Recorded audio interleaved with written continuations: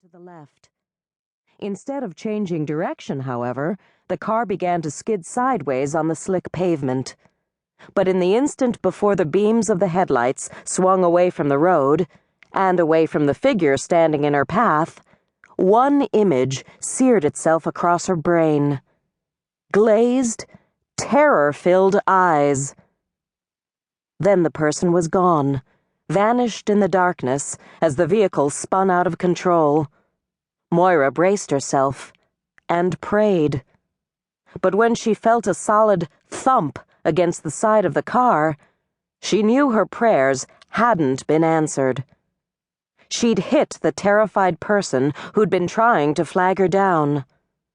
The bottom fell out of her stomach as the car continued to careen across the road. Onto the shoulder, into the woods, one bone-jarring bounce after another. It didn't stop until the side smashed into a tree, slamming her temple against the window of the door to the accompaniment of crumpling metal. Then, everything went silent. For a full 30 seconds, Moira remained motionless, hands locked on the wheel, every muscle taut, heart hammering. Her head pounded in rhythm to the beat of rain against the metal roof, and she drew a shuddering breath, blinked. The car had stopped spinning, but the world around her hadn't. She closed her eyes, continued to breathe. In, out, in, out. When she at last risked another peek, the scene had steadied. Better. Peeling her fingers off the wheel, she took a quick inventory. Her arms and legs moved, and nothing except her head hurt. As far as she could tell, she hadn't sustained any serious injuries. But she knew the person she'd hit hadn't been as lucky. A person who might very well be lying in the middle of the road right now, in the path of an oncoming car.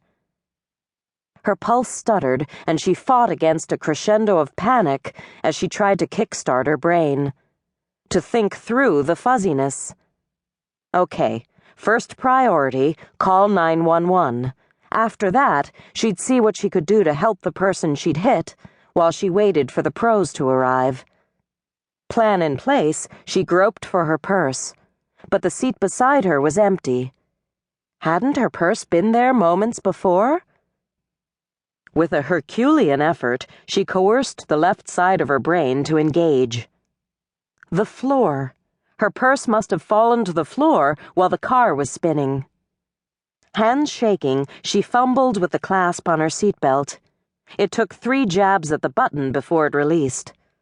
Once free of the constraint, she leaned sideways and reached toward the floor, just as the driver's side door creaked open. With a gasp, she jerked upright. A black, shrouded figure stood in the shadows, out of range of her dome light.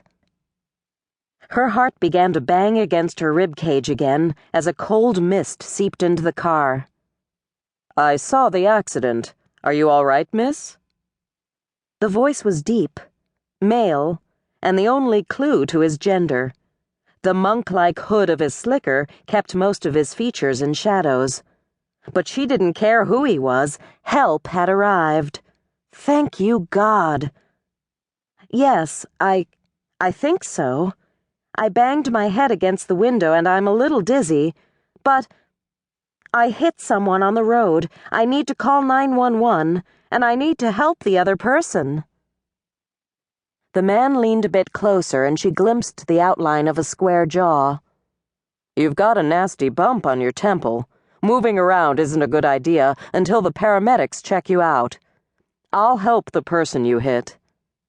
He tipped his head and looked across her. "Is that blood on the passenger seat?" As Moira shifted sideways to look, she felt a jab in her thigh. "Ow!" "Watch the broken glass. Lean a little to the right." The man restrained her with one hand on her upper arm as she complied. "Hold on a second while I brush off the seat." He was silent for a moment, and she shivered as the wind shifted and the rain began to